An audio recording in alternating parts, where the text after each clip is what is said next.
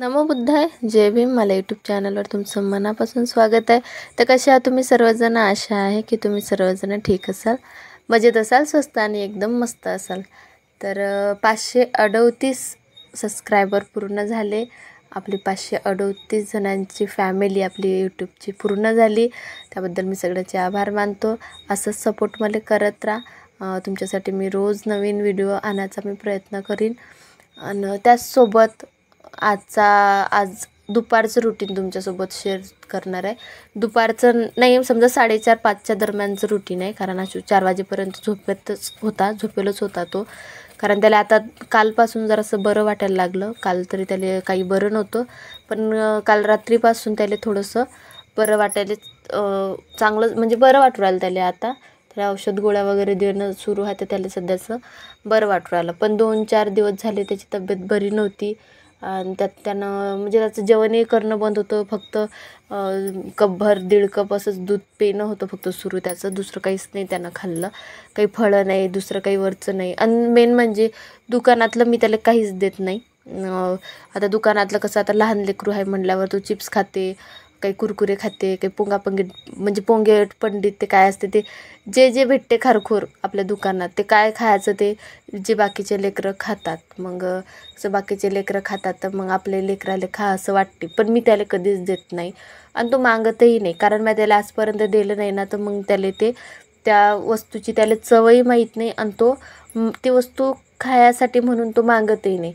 मागीन तर फक्त एखाद्या वेळेस स्ट्रॉबेरीवाले जे चॉकलेट भेटतात ते 1 रुपयाचं एक, तेच आवडते त्याला. कारण ते चॉकलेट नरम राहते, तोंडात टाकल्याबरोबर चावलं की ते गिळायला त्याला सोपं जाते म्हणून. आणि तेही चॉकलेट जर म्हटलं तर ते कडकवाले जे चॉकलेट असतील, बाकीचे जेवढे काही चॉकलेट असतील जे कडक असतात, ते चॉकलेट जर त्याला दिलं तर तो खात नाही.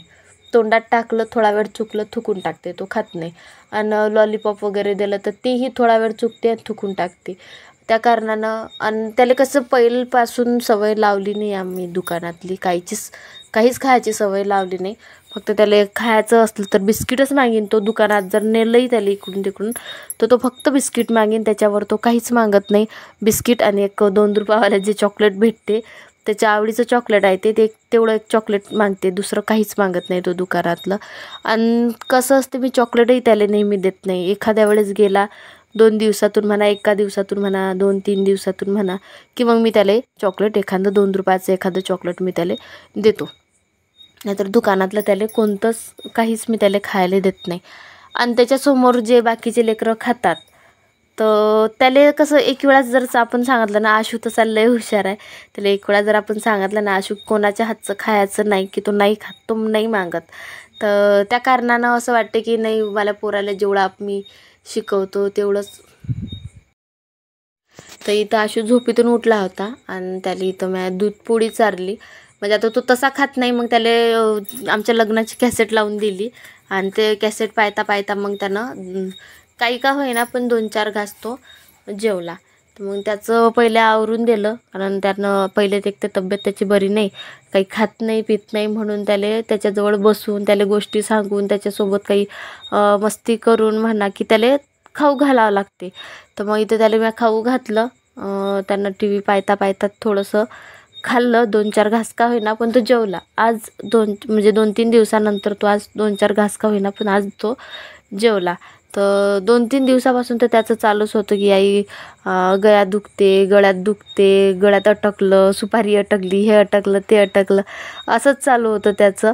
म्हणजे सासू सासरे सुपारी खातात ना, तर मग त्याचं म्हणून मग त्याचं ऐकून तो त्यांनी सुरू केलं होतं की मला नरड्यात काहीतरी अटकलं, सुपारी अटकली वाटते, की हे अटकलं, ते अटकलं.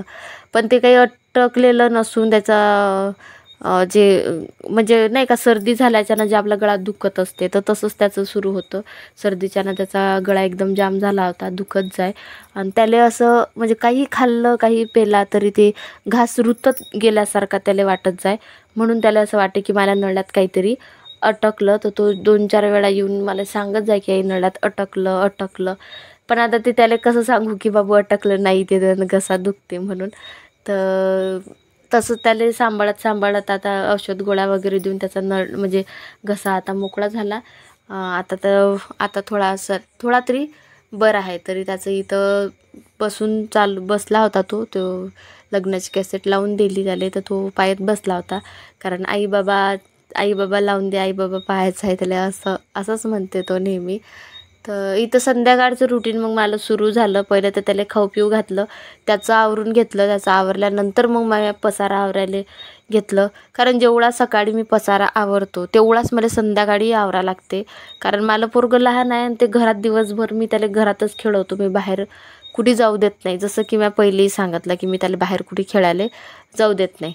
आता त्याला जर बाहेर खेळायला जाऊ दिलं तर मग आपल्याला त्याच्या मागत जावं लागते. कारण जसं की आता गाव ठिकाण आहे, आजूबाजूनं बैल सुटतात, कुत्रे येतात, अजून काही गाडी घोडं काही आता चालूच राहते. आणि त्यात पावसाळ्याचे दिवस आहेत, आजूबाजूला सगळं हिरवळ आहे, काही साप निघायचं, साप इचू काही निघायचं नाही का, तेच भेव लागते. म्हणून असं वाटते लेकरू जर खेळता खेळता बाहेर गेलं, खेळलं, सरप आला समोर, काही इचू आला काय आला तर लेकराले कसं, आता आपण घरात राहू लेकरू बाहेर खेळते, मग त्यापेक्षा नाही का आपल्या नजरेच्या समोर आपलं लेकरू असलं बरं राहते, मन तसं लागत नाही. म्हणून त्याला मी दिवसभर घरातच खेळवतो. मग तो दिवसभर किती पसारा करतं, तर मग मी संध्याकाळी तो आवरतोच. तर मग मला तेच असते, सकाळचं आवरलं की संध्याकाळी अजून आवरा. आता इथं आशूले औषध जे दिली होती ना, तर त्या औषधाचा असर सुरू झाला होता आणि त्याला गरमी व्हायला सुरुवात झाली होती, म्हणजे घाम फुटायला सुरुवात झाली होती. तर त्यांना येऊन मला कपडे काढून मागितले की आई माझे कपडे काढून दे, मला गरमी होऊ राहिली म्हणून. तर नाही बोलली मी त्याला, पण त्यांना ऐकलं नाही, रडत जाय काढून दे. तर मग इथं त्याला कपडे त्याचे काढून दिले, शर्ट काढून दिलं, पॅन्ट राहू दिला. तर इथं मग तो खेळता खेळता तिकडल्या रूममध्ये अजून गेला खेळायसाठी. म्हणून आता आज म्हणजे आज कपडे सासूबाईनं धुतले, 2 दिवस झाले सासूबाई घरीच आहेत, म्हणजे त्याची तब्येत बरी नाही म्हणून ते घरी आहेत. थोडासा हातभार लावू लागतात मला कामाले. नाहीतर कसं आमच्या वावरात जे पीक आहे, समजा आता पराठी आहे, सोयाबीन आहे, तूर आहे, तर ते कंटिन्यू वावरातच असतात. मग सकाळीच वावरात निघून जातात. तर मग आता त्याच्या भरोश्यावर मला काम ठेवता येत नाही. म्हणून माझी अवस्था आता कशीही असो, मी प्रेग्नेंट आहे, माझ्याकडून काही कामं होतात करून, काही नाही होत, पण तरी मला घर आहे, मला लेकरू आहे, मला सगळं म्हणल्यावर मलाच करावं लागेल, मलाच पाहावं लागेल. पण आता सध्या तरी असं होऊ राहिलं की आता बाई 2-3 दिवस झाले घरीच आहेत. तर मग ते घरी असल्या कारणानं मग मी कामं करत दिसताना, म्हणजे मी कामं करताना त्याला दिसले की मग तिथपर्यंत हातभार लावतात. तरी आता कपडे तरी तेच धुतात, सडा तरी तेच टाकतात.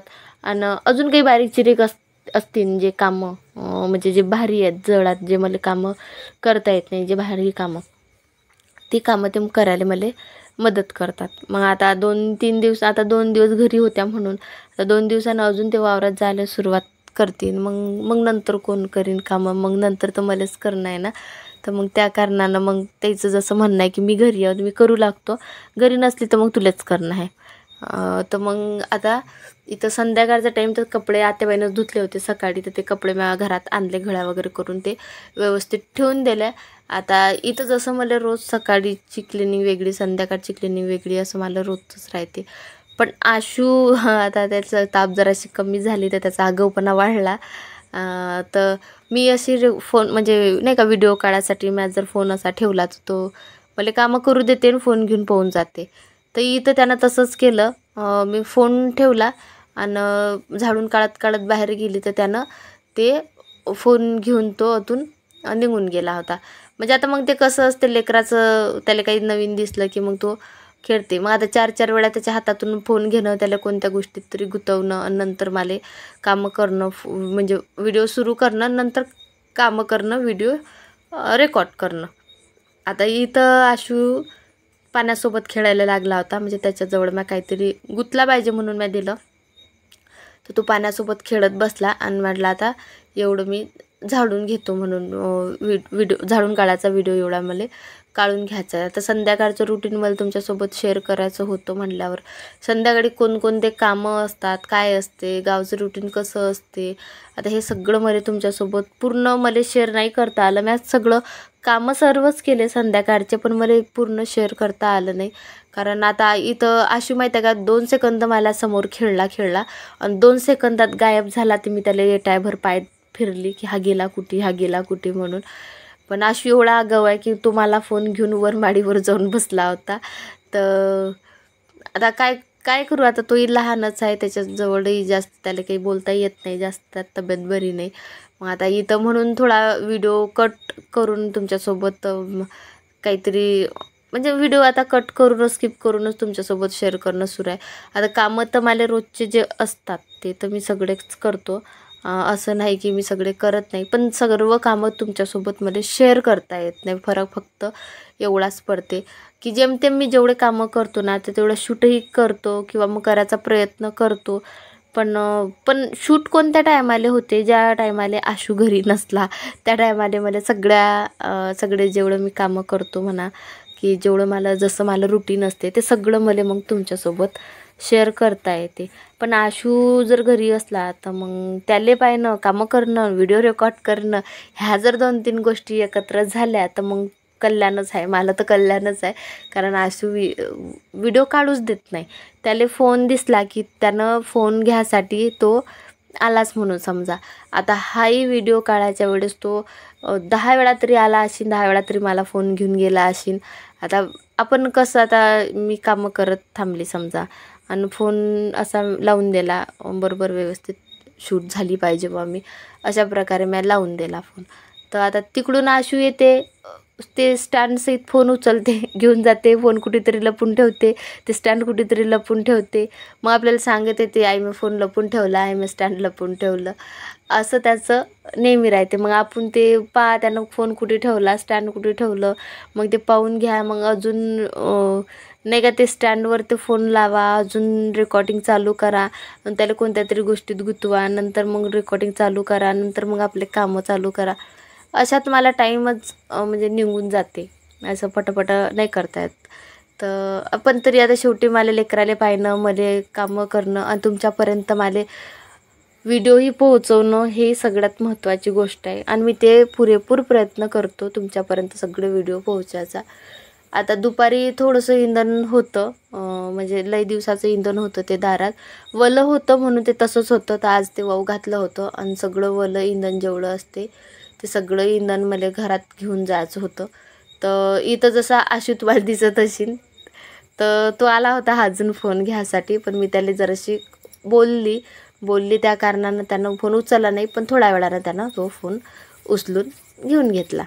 तर तुम्हाला समोरचा व्हिडिओ तिथून मग मी स्किप केला. आता इथं आमच्या गाई जे आहेत ते गाई आज लवकर आल्या म्हणजे नदीवर पाणी प्यासाठी म्हणून गाई घेऊन गेले होते, आणि हे गाई नदीवर न जाता डायरेक्ट घरी गेल्याच नाहीत मग वापस. मग आता गेल्या नव्हत्या. तर आशूचे बाबा त्या टायमाले घरी होते, तर त्याला म्हणलं तुम्ही आलेच तर गाय बांधून घ्या, नंतर मग ते मला बांधू देत नाही म्हणून ते गाय मारते. आणि मी प्रेग्नेंट आहे, तिच्यासमोर जायला मला अजून भेव लागते, दुसरं काही नाही. तिच्यासमोर जर मी गेली, तिनं धडक दिली, मी प्रेग्नेंट आहे, मी पडली, पोटार पडली, तोंडार पडली, तर मग ते कसं सगळ्या गोष्टी हे होऊन जातात. म्हणून मग त्यापेक्षा ते घरी हात म्हणून त्याईलेच मी बांधायला लावली, नाहीतर मग मीच बांधतो, काडी एखादी हातात घेऊन तिला मी बांधतो. तर आता ते तर लवकर घरी आली होती, पण गवत आणलं नव्हतं मामाजी, याची बाकी होते, म्हणून थोडंसं कुटार, आणि ते कुटार तसं खात नाहीत म्हणून त्याच्यावर थोडंसं पीठ टाकलं, जेणेकरून त्याईनं गाईनं खाल्लं पाहिजे. तर इथं आता आमच्या गाईचं गवत कसं मामाजी रोज भारा घेऊन येतात, पण आज लवकर गाई आल्या कारणानं भारा आणणं झाला नाही. संध्याकाळपर्यंत मामाजी येतील तेव्हा भारा घेऊन येतील. तर इथं आजचा मला व्लॉग मी इथंच संपवतो. तुम्हाला कसा वाटला कमेंट करून नक्की सांगा. व्हिडिओ आवडल्यास लाईक, शेअर, सबस्क्राईब करायला तेवढं विसरू नका. तोपर्यंत बाय बाय.